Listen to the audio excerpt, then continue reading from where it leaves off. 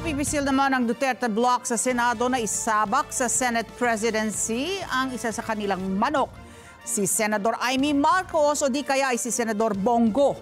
Ito ay kung sakaling umurong si Senador Chis Escudero sa pagtakbo sa nasabing pwesto.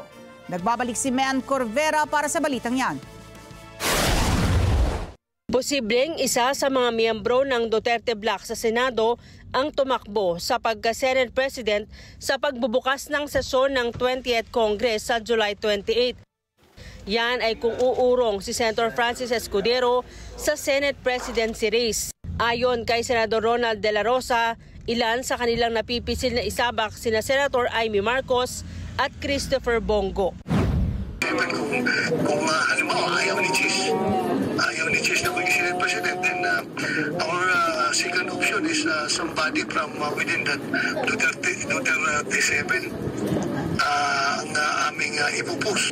Andyan naman si Senator Amy Marcos, andyan si Senator Bongo, andyan si Senator Marcolita, andyan si Senator Mark Villar.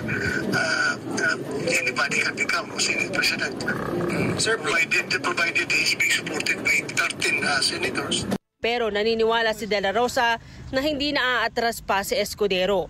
Mas paboran niya sila na ito ang mamuno para ituloy pa ang mga programang nasimulan na noong 19 Congress. Para kay Senator JVS ito hindi na magbabago ang numero at suporta kay Escudero. Isang linggo kasi anya bago ang pagbubukas ng sesyon, aabot na sa 17 hanggang 18 ang pumirma sa resolusyon ng pagsuporta kay Escudero. Parang wala akong narinig na ganyang anggulo, no, na or ganyang information na may possibility na si SPGs ay hindi magtuloy o umurong kasi I would think he already has the numbers, no, to retain the Senate presidency.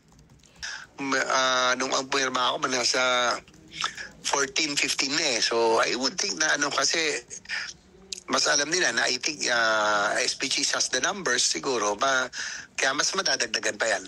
Leader ng Senado. Sa ngayon, being the incumbent Senate President, siyempre may advantage yun. At sa